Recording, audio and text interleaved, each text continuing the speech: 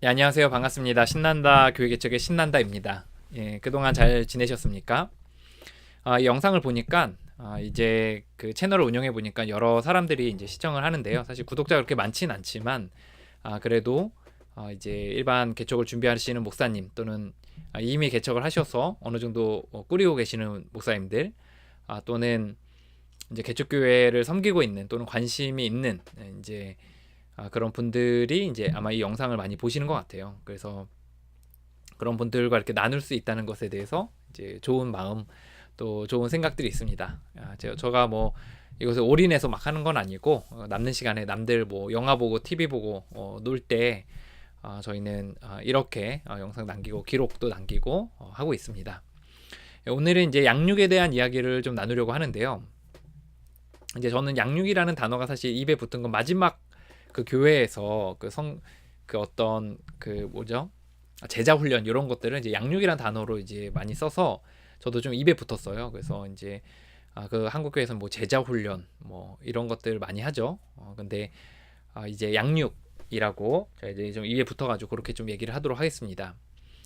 이제 제가 생각하는 이제 교회를 개척하는 데 있어서 되게 중요한 이제 몇 가지 그 론들이 있다고 생각하거든요. 이론들이 이제 그 중에 하나가 저는 교회론이라고 생각을 해요. 그래서 교회론은 교회를 세워가는 데 있어서 개척교회가 세워가는 데 있어서 어떤 허리 같은 중추의 역할을 한다. 그래서 이 교회론이 이제 아주 핵심 가치가 단단하게 이렇게 세워져야 성경을 기초로 해서 세워져 있지 않으면 이제 정책들을 사실 이렇게 방향에 나갈 때 굉장히 이제 산으로 가고 들로 가는 경우들이 많이 있더라고요. 이제 이거는 이제 사실 어떤 조직이라면 모두 다 이제 사실 그런 것 같아요. 이것이 어떤 가치 위에 세워져 있는지가 되게 중요하고 그것이 탄탄하지 않으면 되게 많이 흔들리는 것 같거든요. 그래서 이건 교회라고 해서 사실 예외가 아니고 교회는 이제 불변의 진리인 말씀 또 하나님의 그 이제 말씀 가운데서 이 교회론이 이제 세워져 있지 않고 또 거기에 대해서 확신이 갖지 않으면 뭔가 정책들을 결정할 때 굉장히 좀 어려운 부분들이 있더라고요. 예를 들어 이제 어떤 뭐 나이키 본사는 이제 just do it 해서 이제 그냥 단순하게 시작해라 뭐 이런 슬로건들을 세우잖아요. 근데 이제 그 아래에 핵심 가치들이 있거든요. 그 뭐냐면 우리는 운동선수들을 섬깁니다. 라는 핵심 가치가 있어요. 그래서 그런 핵심 가치 가운데서 핵심 목표 가운데서 이제 모든 정책들이 다 결정이 되는 거죠. 그러면 이제 정책들이 막 이렇게 충돌이 될 때가 있고 새로운 뭐 사업들을 이렇게 펼칠 때가 있고 거기에 재정과 인력들을 이렇게 투자해야 될 때 우선순위를 매길 때 모든 그 정책의 마지막 최종점은 이것이 운동선수를 섬기는 데 있어서 효과적인가 이거를 이제 보는 거죠. 그래서 요거를 이루면 정말 많은 막대한 비용을 들더라도 하고 만약에 이것에 부합하지 않으면 아무리 좋아 보여도 이제 하지 않는 이제 이런 식의 정책 결정들을 하는 데 있어서 굉장히 유의하다는 겁니다. 하다못해서 이제 이런 작은 기업들도 세상의 기업들도 그런데 하나님 나라의 교회 공동체는 얼마나 더 이 핵심 가치가 중요하겠습니까? 그래서 하나님의 말씀 위에 특별히 이제 목회자가 확신을 갖고서 이제 교회를 개척하지 않으면 저는 크게 흔들릴 수밖에 없다. 저는 이렇게 생각을 하고 또 이렇게 결정을 하고 나아갈 때 이제 정책들을 이렇게 펼쳐서 나가잖아요. 그럴 때 굉장히 좀 더 효과적으로 이제 정책들을 펼쳐 나갈 수 있다. 이게 사람들이 원하는 목회가 아니라, 그러니까 성도들이만 원하는 목회가 아니라, 이제 하나님의 말씀에 근거해서 목회 비전을 따라갈 수 있는 목회가 가능하다라는 게 이제 제 생각이고 또 많은 목회 선배들이 하는 이야기입니다. 그리고 특별히 이제 저는 이제 교회론이 되게 중요한 이유 중에 하나는 교회론이 분명해야 좀 이렇게 사실 개척교회에 흥망성쇠가 있잖아요. 흥망성쇠가 있는데 흥할 때도 있고 이제 뭐 망하는 건 없지만 이제 사람들의 수가 좀 이렇게 줄어들 때도 있고 이게 저희는 좀 요새 그런 시기를 겪고 있어서 좀 약간 마음이 며칠 좀 이렇게 몇 주 좀 다운돼 있었는데 흥망성쇠가 좀 있는 거죠. 그래서 그런 시기들을 이렇게 좀 헤쳐나가는데 핵심 가치는 굉장히 중요하다라는 거죠. 그래서 교회론에 대한 이야기를 뭐 전부를 이야기하지는 않았지만 이렇게 짧게 한 영상에 담아서 말씀을 드렸었습니다. 저는 이제 두 번째로 교회론에 대해서 어느 정도 정립이 됐다면 이제 그 이후에 해야 되는 것은 이제 양육에 대한 론이라고 이제 생각을 해요. 여기에는 물론 구원론과 성화론 아니 이제 같이 포함되어 있는 과정이라고 할 수 있거든요. 그리고 좀 큰 그림 안에서 이제 하나님 나라론, 아래에서 교회론, 또 양육론, 이제 이런 것들이 이제 다 포함되어 있다고 생각하는데, 저는 이제 이 구원론과 성화론을 그냥 하나로 이제 얘기해서 양육론, 이렇게 좀 정의해봤습니다.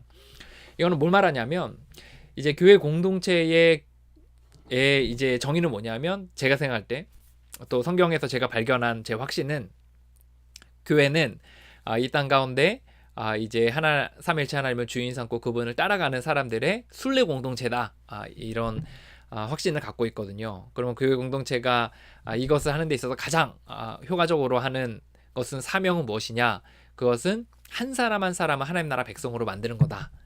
그러면 하나님께서 이 땅을 어떻게 하나님 나라로 회복시켜 가시냐?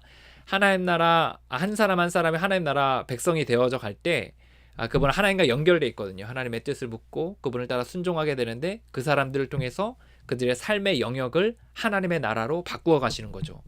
가정과 직장과 사회와 또 다른 사역들을 일으키셔서, 그래서 하나님께서는 하나님 나라 백성 한 사람 한 사람을 통해 이 땅에 역사하실 뿐만 아니라 역사하시는데, 교회 공동체는 바로 이런 하나님 나라 백성들을 한 사람 한 사람을 얼마나 잘 탁월하게 만드냐가 관건이다 라는 게 이제 교회론의 근간입니다.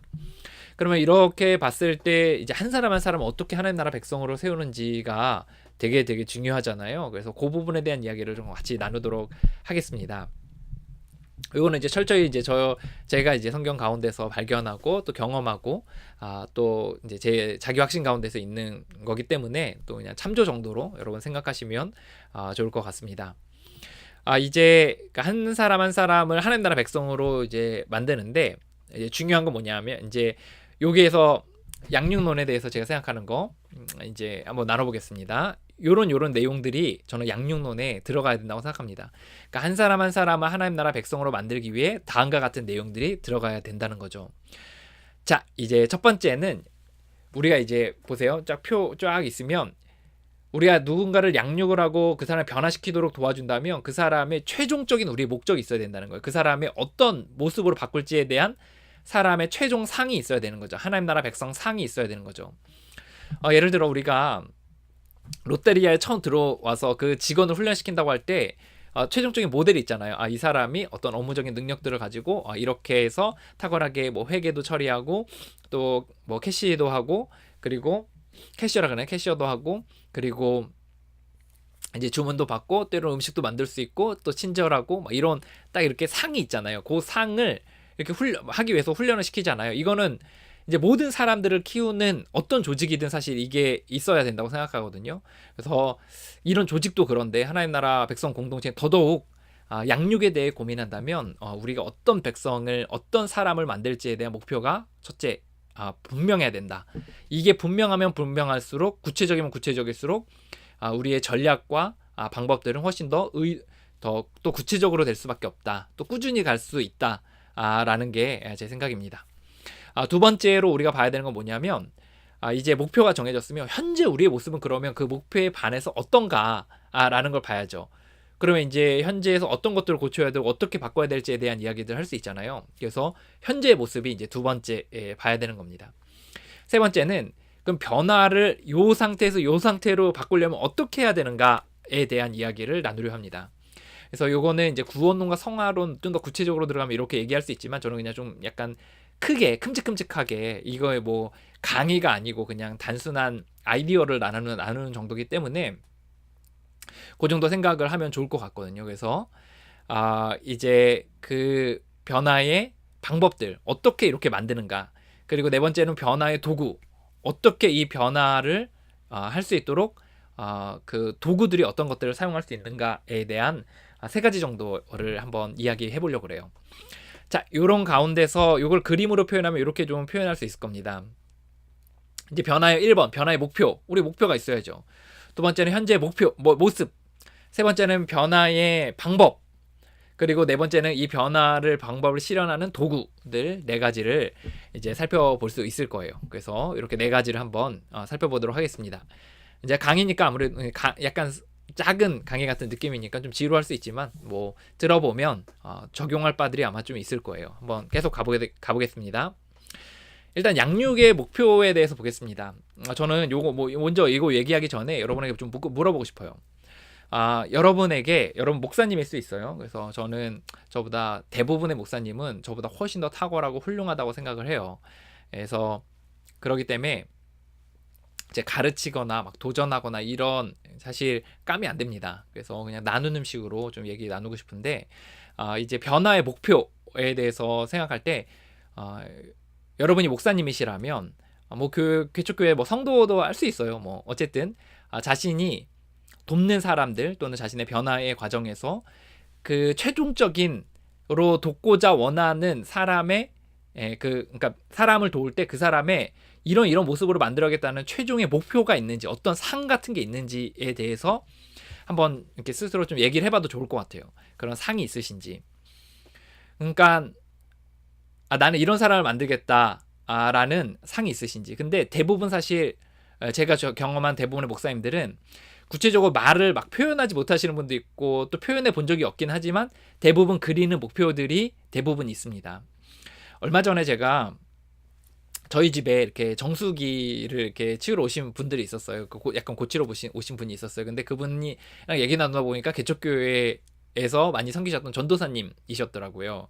그 이제 담임 목사님을 이제 준비하는 개척교회 담임을 준비하고 계시는 그래서 박사과정도 밟고 막 이렇게 열심히 사시는 어떤 여자 이제 전도사님 목사님이셨나 그럴 거예요. 그런데 이제 그분이랑 한참 얘기를 나누다 보니까 딱 이렇게 느끼겠더라고. 이분은 사람을 도울 때 어떤 목표, 어떤 상을 가지고 이렇게 이제 돕고 계시는지가 보이더라고요. 이제 그분이 이야기하셨던 상은 이제 성령 충만한 삶, 그리고 방언 기도에 대해서 이제 그걸 통해서 치유하는 삶, 그리고 이제 자기 확신들이 있는 삶, 자기에 대한 긍정적인 자아상을 갖고 있는 상, 또 상처가 치유되는 삶, 내면이 건강한 상, 이런 이미지가 있더라고요. 그래서 이렇게 있는 거죠. 우리도 다 있어요, 사실. 다 보면.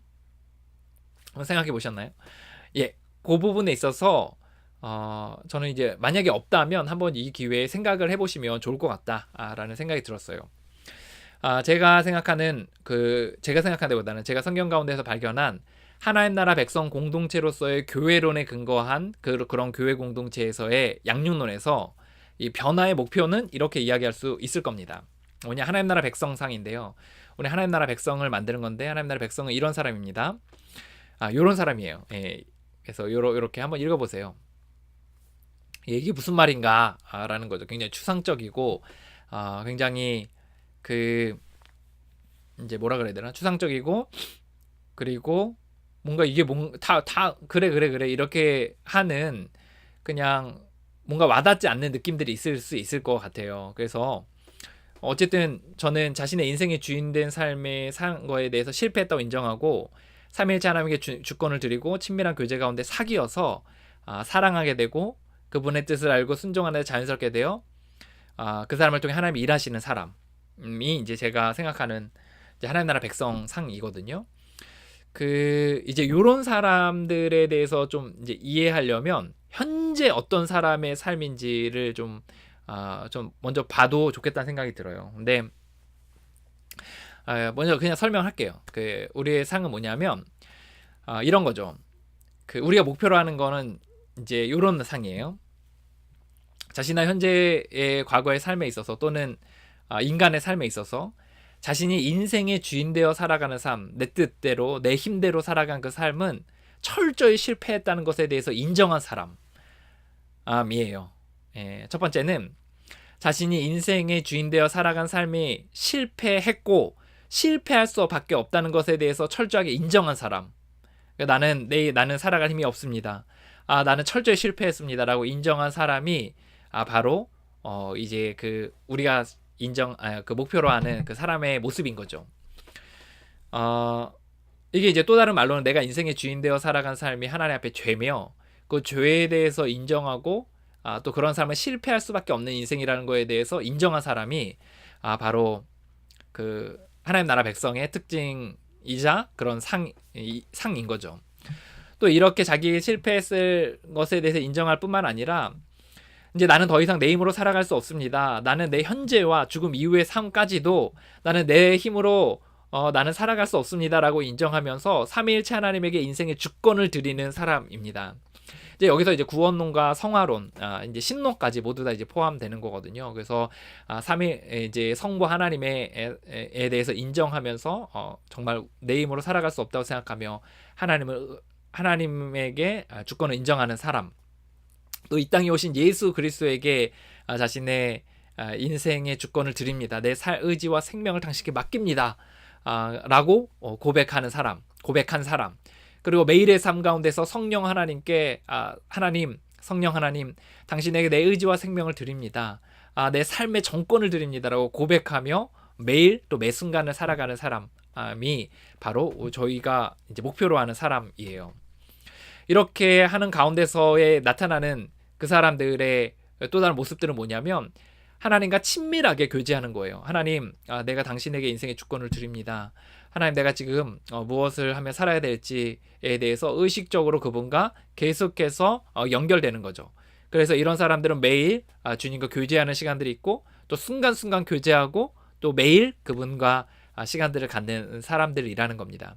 그리고 무엇보다 어떻게 교제해야 될지를 아는 사람들이에요. 하나님의 음성을 듣고 또 하나님의 또 말씀을 고백하며 하나님 앞에 나의 마음들을 나누며 하나님과 친밀하게 임재 가운데서 사귀어 나갈 줄 아는 사람이 저희가 목표로 하는 사람입니다. 그 결과 어떤 결과가 반드시 나타나게 되냐면 그분을 사랑하게 되는 거예요. 하나님, 당신을 사랑합니다. 하나님, 당신을 너무나 좋습니다. 하나님, 정말 너무나 귀한 분입니다 라고 고백할 줄 아는 사람인 거죠. 저희들 얼마 전에 이제 그 한 성도와 이제 양육의 과정들을 쫙 겪고 한 1년 반 정도 이렇게 경험해서 최근에 이제 성경 통독을 그분이 하셨거든요. 3개월 만에 이제 성경 통독을 하셨어요. 그래서 되게 어메이징해서 저희들이 간증도 듣고 이렇게 했거든요. 근데 그분이 이제 하는 고백이 성경에서 내가 이해하게 된 것은 딱 한 단어만 나오더라. 하나님은 나를 사랑하신다. 사랑이라는 단어만 남더라. 어떻게 이런 하나님이 계시냐? 라는 고백을 이렇게 하는 이야기를 들었거든요. 그래서 이런 사랑 가운데, 이런 교제 가운데서 하나님을 사랑하게 돕는 거예요.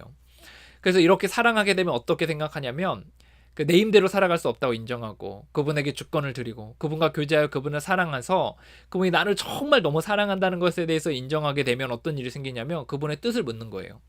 하나님, 내가 오늘도 어떻게 살아야 됩니까? 하나님, 내가 어떻게 오늘도 살기 원하십니까? 라는 그분의 뜻을 묻고 그분이 주시는 힘을 구하면서 그 힘을 가지고 순종하며 살아가는데 자연스러운 사람, 억지로 막 아득바득 살아가는 게 아니라 사랑이 넘쳐서 이제 그 사랑으로 또 그분이 주시는 힘으로 이제 그것을 자연스럽게 살아가지는 사람이 바로 저희가 목표로 하는 사람입니다. 이런 삶을 살아가다 보면 어떻게 되냐면 하나님께서 그 사람의 하나님의 뜻을 묻고 또 자연스럽게 그 뜻대로 살아갈 수 있는 힘을 가지고 하나님이 주시는 힘으로 살아가면 하나님이 그 사람을 통해 역사하시는 거예요. 가정을 바꾸시고 세상을 바꾸시고 주변을 바꾸시는 일들이 생기게 되는 겁니다. 이런 사람이 바로 저희가 목표로 하는 거예요. 아주 단순하게 말하면 하나님 나라 백성을 만드는 게 저희들의 목표입니다. 하나님 나라 백성은 뭐냐면 내 인생 내 뜻대로 살아갈 수 없습니다. 나 힘이 없습니다. 이것이 하나님 앞에 죄이며 하나님, 내가 이것에 실패했습니다 라고 고백한 사람, 그리고 삼위일체 하나님에게 인생의 정권을 드린 사람, 또한 그분과 친밀한 교제를 매일의 삶 가운데 하는 가운데서 그분을 사랑하게 되는 사람, 그리고 그분의 뜻을 묻고 그분의 뜻을 순종하는데 자연스럽게 되어지는 사람, 그 결과 하나님께서 그 사람을 통해 일해 가시는 그런 사람이 바로 하나님 나라 백성입니다. 저희는 이런 사람 만드는 거예요. 다시 말해서 하나님 나라 백성 만드는 거예요. 한 문장으로 요약하면 삼위일체 하나님에게 주권을 드리고 그분을 따라가는 사람이 바로 저희가 목표로 하는 사람입니다. 자, 이제 이런 가운데서 이제 저희들 어떤 특징들이 나타나는지를 좀 볼게요. 이거는 저의 삶 가운데서 이제 경험한 것이고 이제 제가 돕는 사람들에게서 경험한 것이거든요. 그래서 이런 목표로 양육을 했을 때 이렇게 되면 이런 특징들이 나타나요. 자, 보세요. 좀 길죠. 하나님께 정권을 드렸으니까 어떠냐면 마음이 평안해요. 그리고 삶을 억지로 살지 않고 순리대로 살아갑니다. 막 내 힘으로 막 억지로 살아가지 않고 그냥 물 흐르듯이 살아갑니다. 죽음을 두려워하지 않아요. 왜냐하면 삼위일체 하나님에게 자신의 정권을 드렸기 때문입니다. 매 순간 하나님의 뜻을 물어요. 그리고 그분의 음성을 들을 수 있어요. 그 말씀을 통해서든 상황을 통해서든 마음을 통해서든 생각을 통해서든 그 음성을 들을 수 있습니다. 그리고 순종할 수 있어요. 순종하겠다라는 그런 의지를 바득바득 갈지 않아도 순종할 수 있어요. 그분이 주시는 힘으로. 그리고 고난과 환난 가운데 하나님을 원망하지 않습니다. 왜냐하면 그분을 사랑하니까. 그분이 얼마나 위대하시고 얼마나 자신을 사랑하는지 아니까 하나님을 원망하지 않습니다. 자기보다 더 지혜로우시고 더 깊은 지식이 있으신 그 하나님을 신뢰함으로 원망하지 않습니다. 원망하지 않으려고 빠득빠득 되는 게 아니라 자연스럽게 그분을 사랑해서 그렇게 된다는 거예요. 상과 문제들이 힘쓰지 않아도 해결되는 경험들이 해요. 해결되어지는 경험을 합니다. 왜냐하면 우리의 삶의 주권은 하나님이 있으시니까 하나님이 우리 앞에서 싸우시는 거예요. 일하시는 거예요. 그래서 문들이 이렇게 열리는 거예요. 꼭 그게 막 어떤 기복적인 신앙, 그래서 복을 구해서 막 이런 느낌이 아니더라도 그 하나님께서 내 삶에 하나님이 인도하시는 대로 이렇게 길이 열리고 문제가 해결되고 그리고 이렇게 그런 경험들을 하게 되는 거죠. 왜냐하면 하나님이 우리의 인생의 주권으로 드렸으니까. 미래를 두려워하지 않습니다. 왜냐하면 하나님이 우리의 인생의 주인이거든요. 재정에 대한 두려움이 떠나갑니다. 왜냐하면 하나님이 우리를 돌보시니까요. 사람을 두려워하지 않습니다. 왜냐하면 나보다 더 크신 그 사람보다 더 크신 하나님이 내 곁에 계시거든요. 국률함이 많습니다. 하나님과 교제 가운데 그분을 사랑하다 보면 그분의 마음을 알게 돼서 국률함이 많아져요. 하나님을 더욱 사랑합니다. 그분이 얼마나 지혜로우시고 얼마나 사랑이 많으시고 얼마나 나를 향한 깊은 뜻 가운데 나를 돌보시는지 이해하며 더욱 사랑해 가게 됩니다. 자신의 힘으로 문제와 삶을 해결할 수 없다는 겸손함이 있어요. 막 상황과 사람과 사건들을 막 통제하지 않고 하나님께 맡기며 그것을 내 힘으로 해결할 수 없다는 것에 대한 겸손함이 있습니다. 자신이 할 수 있는 일보다 더 대단한 일을 합니다. 왜냐하면 하나님이 일하시거든요. 주변의 사람들이 그 철자가 틀렸는데 14번에 주별에 아니라 주변의 사람들이 그를 통해 하나님의 영광을 봅니다. 비교하지 않아요. 왜냐하면 하나님께서 각 사람에게 향하신 뜻이 있다고 믿기 때문이죠. 원수를 축복할 수 있습니다. 절대 내 힘으로 원수를 축복 못해요. 하나님이 주시는 힘으로 축복합니다. 자신의 생각을 과감히 꺾을 수 있어요. 왜냐하면 자신의 인생의 주인 되어 삶이 실패했다는 것을 인정하기 때문입니다. 기도가 능력이 있습니다. 하나님께서는 하나님께 주권을 드린 사람과 또 하나님과 동역하고 있는 사람의 기도를 듣기 때문이죠. 사탄이 쫓겨나갑니다. 그리고 죄가 매력적으로 느껴지지 않아요. 하나님께 주권을 드리고 그분에게 주시는 힘으로 살아갈 때 죄가 매력적으로 느껴지지 않게 되는 경험을 하게 되는 겁니다. 이게 이 하나님 나라 백성이 되어서 살아가는 삶을 목표로 했을 때 이 사람들에게 나타나는 특징들이라고 할 수가 있어요. 그러면 이렇게 우리가 이제 목표로 해야 되는데 그럼 현재 우리의 모습은 어떤가에 대한 이야기를 좀 나누도록 하겠습니다.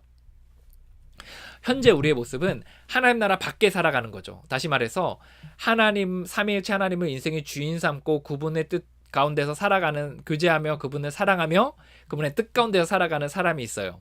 그죠? 그게 하나님 나라 백성이에요. 그러면 하나님 나라 백성이 아닌 사람, 그러니까 현재 그런 사람을 목표로 하기 위해서는 우리 현재는 그런 삶이 아니라는 건데, 그런 사람이 아닌 것은 무엇이냐면 하나님 나라 밖에 살고 있는 겁니다. 하나님이 주인 되셔서 그분이 다스리시고 돌보시는 그곳이 아니라 밖에서 살아가는 거예요. 그런 삶은 무엇이냐면 이런 삶입니다. 자신이 인생의 주인 되 살아가야 되죠. 왜냐하면 하나님이 주인이 아니니까 내가 인생의 주인 되어 살아가야 되죠. 그러다 보니까 내 뜻과 내 힘으로 살아가야 돼요. 그래서 그렇게 내 삶과 주변의 상황들을 다스리려고 해요. 그런데 나는 힘이 부족하니까 당연히 늘 잘 힘들고 버겁고 그리고 어그러지게 되는 겁니다. 때로는 잘 되는 것 같지만 어그러져요. 이게 현재의 대부분의 사람들의 모습인 거죠. 아마 여기에 대해서 아마 대부분 공감하실 겁니다. 대부분의 사람들이 자신의 인생의 주인되어 살아가고 내 뜻과 내 의지대로 내 힘으로 살아가고 그 결과 자신의 삶과 주변의 삶이 어그러진다는 거죠. 흔히 이렇게 뭐 하면 된다. 인간이 못하는 게 어딨냐. 어떤 그 인본적으로 인생을 살아가는 사람들의 모습들을 보면 물론 잘 사는 사람들이 있어요. 근데 저는 두 가지 특징들이 있다고 생각하는데 하나는 적어도 이제 그 사람들의 특징들 중에 하나 뭐냐면 이제 자신의 삶이 잘 산다고 생각했지만 마지막에 가보면 이제 어긋난 부분도 있고 이제 채우지 못한 부분들이 분명히 있다는 거죠. 그래서 한쪽에 힘을 쏟다 보니까 한쪽에 관리 못하고 또 잘 된다고 생각했지만 나중에 봤더니 잘 되지 않는 경우들도 많이 있다는 거예요. 그래서 이제 그 잘 사는 게 잘 사는 게 아니다. 이런 경우들이 많이 있다는 거죠. 자신의 인생의 주인 되어 자신의 뜻과 힘으로 자신의 삶과 주변을 관리하려고 하지만 잘 되지 않아서 늘 힘들어하는 사람, 또 잘 사는 듯 보이지만 정작 제대로 살지 못하고 있는 사람들이 바로 현재의 사람들의 모습이라고 할 수가 있습니다. 예, 이런 사람들에도 특징이 있어요. 예, 특징은 자신의 힘으로 살아가요. 하면 된다라는 정신으로 뭐든지 해결하려고 합니다. 하나님께 당연히 묻지 않겠죠. 사람, 사건, 상황을 바꿀 힘이 있다고 생각해요. 그래서 조종과 통제에 강합니다. 하고 싶은 것에 취해 삽니다. 안전 본능, 인정, 사람들에게 인정받고자 하는 마음, 안전하고자 하는 마음, 육체적으로 채우고 싶은 마음들에 취해서 이런 것이 이제 이거를 앞서가고 이거를 따라가게 되는 현상들이 생기게 되는 경우가 많습니다. 두려움이 많아요. 왜냐하면 자신이 인생의 주인들 살아가는데 자신은 힘이 부족하니까. 통제 욕구가 강해요. 왜냐하면 자신이 힘이 없는데 세상과 자신의 삶을 꾸려가야 되니까 통제하면서 가는 거죠. 죽음이 두렵습니다. 왜냐하면 자신의 인생의 주인 되어 살아가는데 힘이 없기 때문이죠. 고난과 환난 앞에 혼란스러워합니다. 왜냐하면 자신의 머리로 다 이해되지 않기 때문입니다. 흘러가게 잘 두지 못해요. 자기가 모든 것이 통제하고 이렇게 막아서고 자기의 입맛대로 이렇게 바꿔야 되기 때문에 흘러가게 잘 두지 못합니다. 렛고 하지 못해요. 그 의존해요. 뭔가에 의존합니다. 사람에서 또는 물질 또는 자신의 어떤 그 네임밸류에 의지하고서 의존하면서 살아가게 되는 거죠. 하나님 의지하지 못하니까 자신이 힘 부족하면 다른 그 무엇에게 의존하게 되는 거죠. 고집 꺾기가 어렵습니다. 자신이 옳다고 생각하기 때문에 이제 또 그렇게 하지 않으면 망할 거라고 생각하기 때문에 이제 어려움이 있다는 거죠. 신에 대한 의식이 없거나 의지하지 않아요. 그래서 신에 대한 의식이 없거나 이제 신을 의지하는 것에 대해서 잘 할 줄도 모르고 해야 될 필요성도 느끼지 못하는 거죠. 죄가 매력적으로 느껴져요. 왜냐하면 이제 그 영혼의 만족을 주는 하나님을 떠나 있기 때문에 이제 죄가 매력적으로 느껴지는 경우들이 있다는 겁니다. 혼자 살 수 있다고 생각해요. 이제 여러 하나님이 주시는 힘과 또는 그런 공동체 또는 사람들이 없어도 혼자 살아갈 수 있다고 생각하는 경우들이 많이 있습니다. 다시 한번 볼까요? 자, 이제 우리는 이런 거예요. 자신의 인생의 주인 돼서 내 뜻대로 살아가서 버거워하는 이 사람들을 어떻게 바꾸냐? 이렇게 바꾸는 거예요. 내가 이것이 실패했구나. 이것이 하나님 앞에 죄구나. 라고 인정하고 삼위일체 하나님에게 주권을 드리고 그분과 친밀히 사귀어서 그분을 사랑하여서 그분의 뜻을 묻고 그분의 뜻대로 힘을 주시는 힘을 가지고 살아가도록 만드는 삶. 하도록 하는 거. 이런 백성을 만드는 게 이제 저희들의 목표라고 할 수가 있습니다. 그럼 어떻게 이렇게 할 수 있느냐? 라는 거예요. 이거는 이제 어떤 영적 지도자로서의 어떤 목회자와 어떤 리더십들, 그 티칭 그룹들이 이제 분명히 생각해야 되는 부분인 거죠. 어떻게 할 수 있느냐라는 건데 저는 이제 이런 방법 가운데서 이제 해요. 요거는 이제 달라스 윌라드의 하나님의 모략이라는 책에도 약간 일부분 이제 나와 있는 부분이기도 하고요. 이거는 이제 또 제가 여러 사람들 이렇게 도우면서 이제 생각하게 된 거거든요. 그 또 신학적인 기반도 이제 그 하나님 나라론에 근거해서 이제 변화의 방법들을 적용해서 사람들을 돕고 있습니다. 첫째는 이제 자신의 인생의 주인 되어 살아가는 삶이 무엇인지에 대해서 알려줘야 돼요. 예.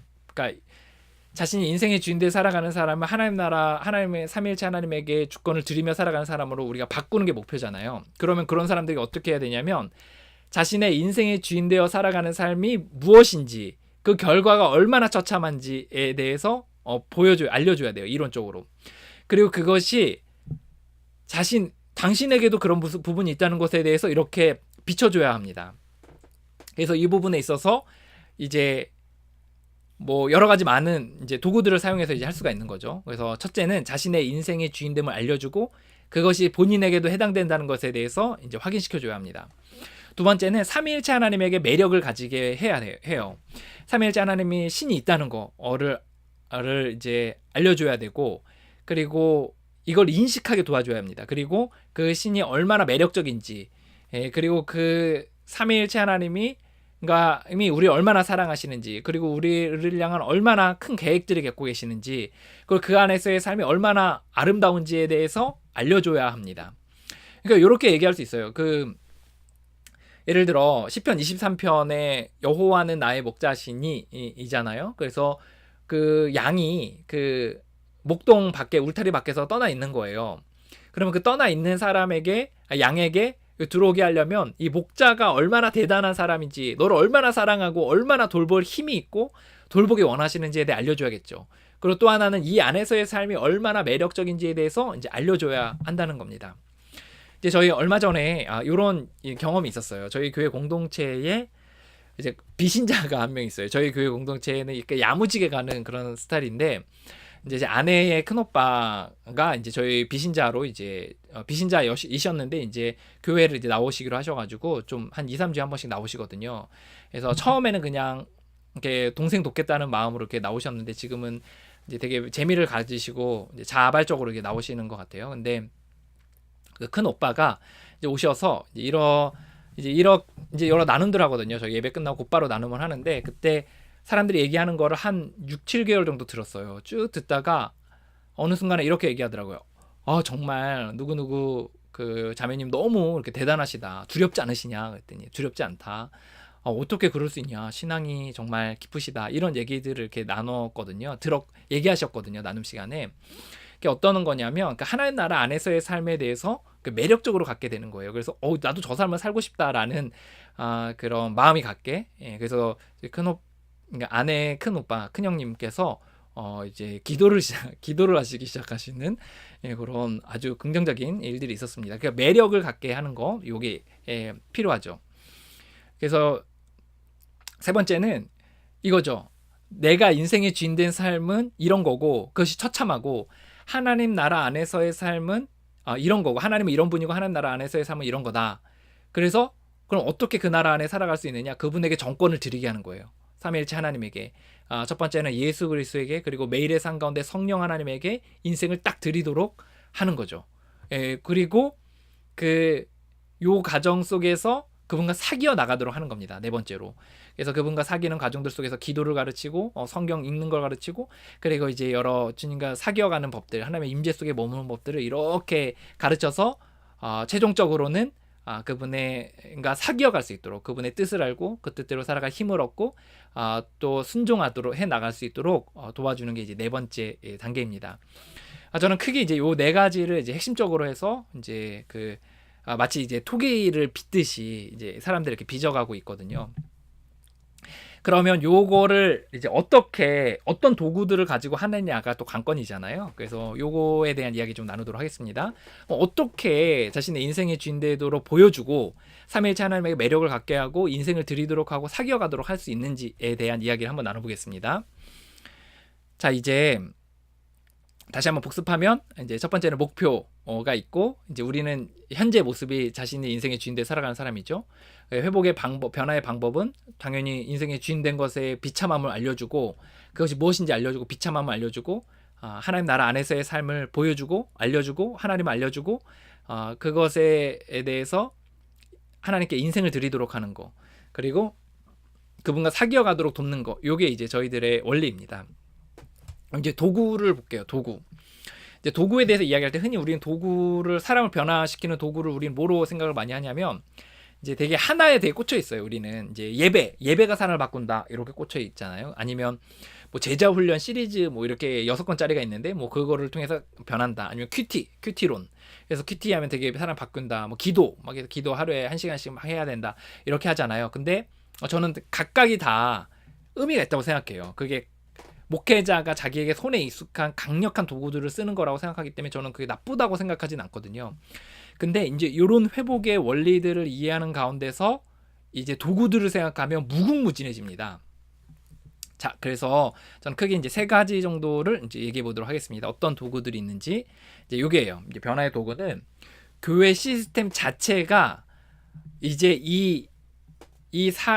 사람을 변화시키도록 돕는 원리가 될 수 있어요. 예를 들어 교회 시스템은 새신자가 들어오고 그 사람이 교회에서 예배를 드리고 양육을 받고 또 그 봉사를 하고 또 전도를 하고 이런 이 시스템들이 있잖아요. 이 시스템들에 있어서 아예 바로 이 양육의 원리를 이렇게 터널을 지나갈 수 있도록 돕는 거죠. 그러니까 무슨 말이냐면 새신자 반에 듣고 뭐 예배를 드리고 또 소그룹을 하고 양육을 받고 봉사를 하는 그 모든 과정 곳곳에 내가 인생의 주인된 삶은 실패할 수밖에 없다는 것에 대해서 인정하도록 도와주고, 삼위일체 하나님이 우리의 인생의 주인 되신다는 것에 대해 알려주고, 그분과 사귀고 그분과 그분의 뜻을 순종할 수 있도록 이렇게 사랑하게 되어 순종할 수 있게 도와주는 그런 원리들이 곳곳에 이제 들어갈 수 있도록 도와줘야 된다는 거예요.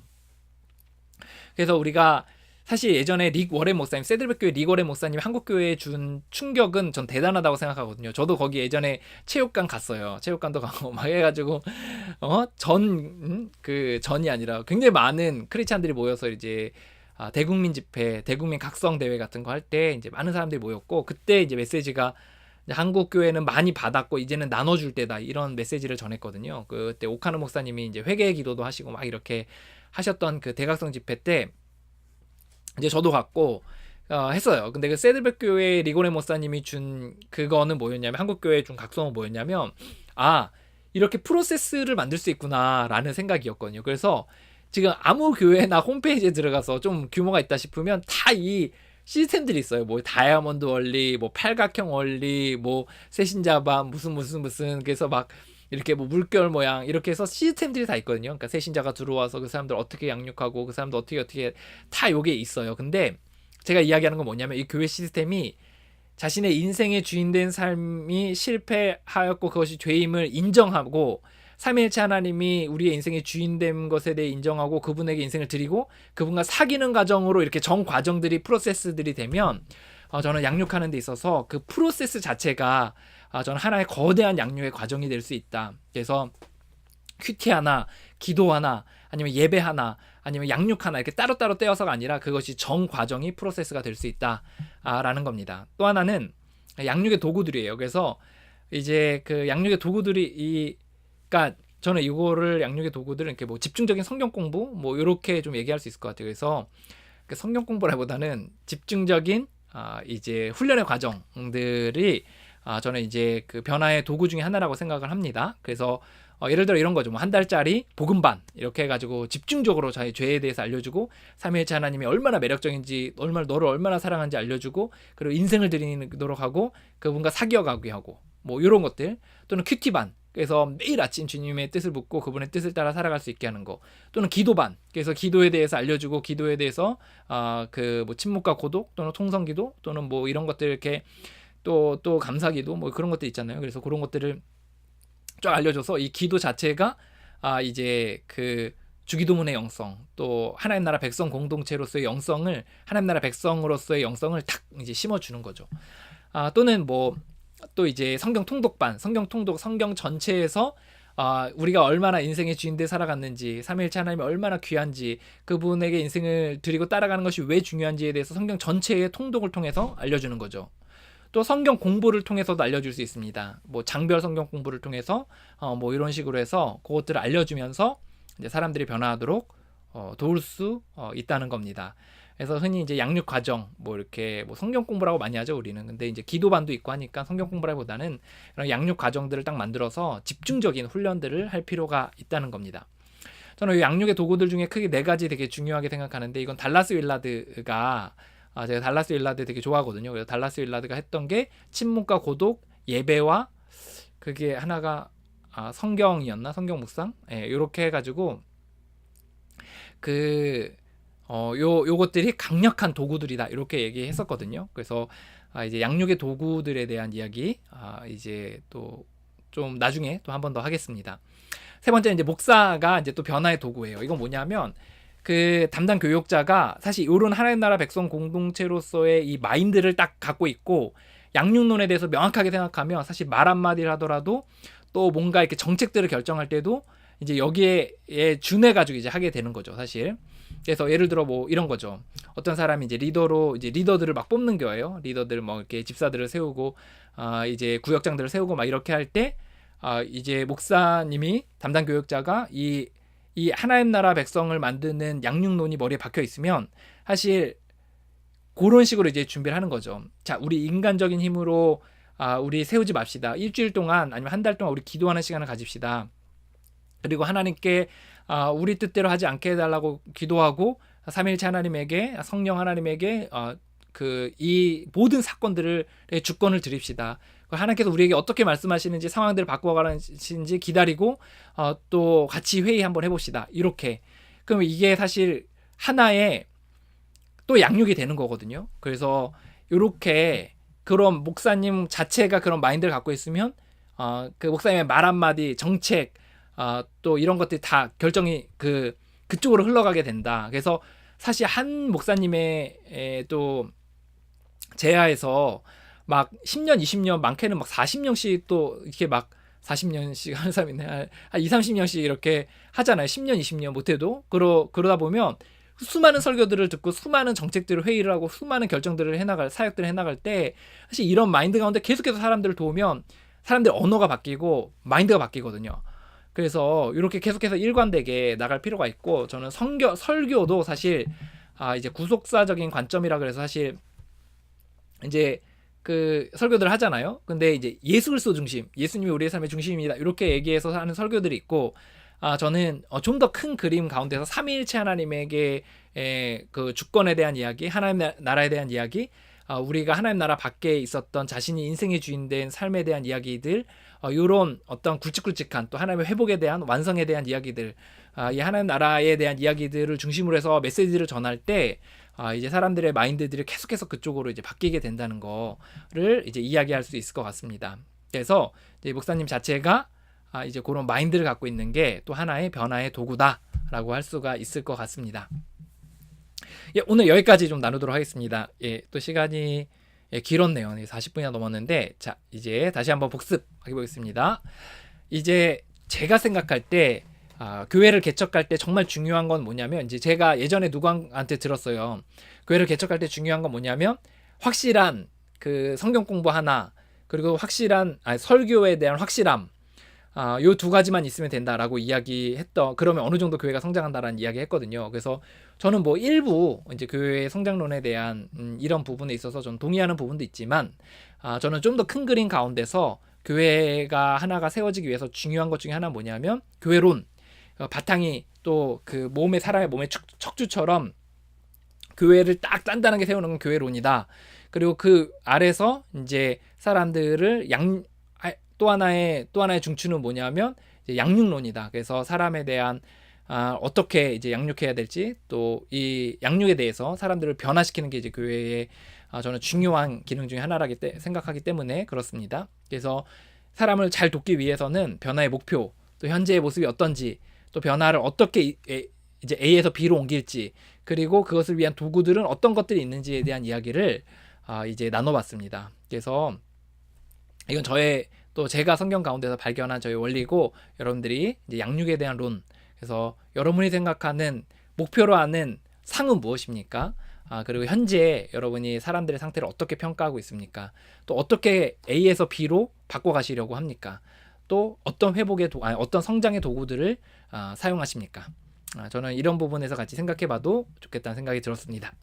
다음 시간에 이제 몇 주에 걸쳐서 좀 이야기 나눌 건 한 주에 영상 하나 정도 남기고 있거든요. 그래서 제가 이게 사실 주업은 아니잖아요. 그래서 주업이 있는데, 그래서 시간을 남아서 하는데 시간이 점점 많이 들어가지고 지금 굉장히 힘들어지고 있거든요. 부담이 되는데, 뭐 어쨌든 그래서 다음에 이야기 나눌 거는 이제 그 도구들에 대한 이야기예요. 그래서 이런 양육론 가운데서 이 교회 시스템이 어떻게 디자인될 수 있는지에 대한 이야기, 또 두 번째는 양육의 도구들을 어떻게 만들고 활용하는지에 대한 이야기. 그래서 제가 만든 양육의 커리큘럼들이 한 두세 가지 되거든요. 그래서 그 중에 뭐 성공한 것도 있고 실패한 것도 있지만, 그래도 성공과 실패 이야기를 같이 나누도록 하겠습니다. 그 세 번째는 여러 상황들이 있어요. 여러 상황들이 있어서 저는 어떻게 대처하는지, 그러니까 하나님 나라 백성을 만들겠다라는 그런 만드는 것을 목표로 하는 마인드를 가진 목사로서의 저는 어떻게 각 상황들에 있어서 어떻게 대처하는지에 대한 이야기들을 한번 나눠보려고 합니다.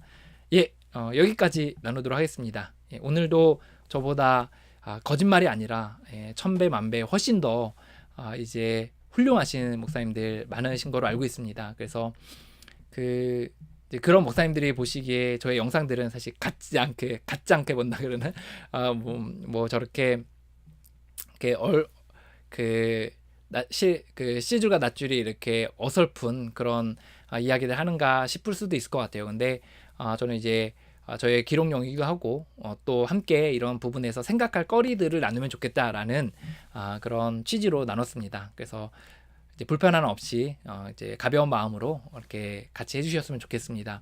모든 목사님들, 특별히 개척교회 목사님들, 특별히 성도수가 10명 이하여서 굉장히 힘들어하시는 많은 개척교회 목사님들 힘내시고 저희들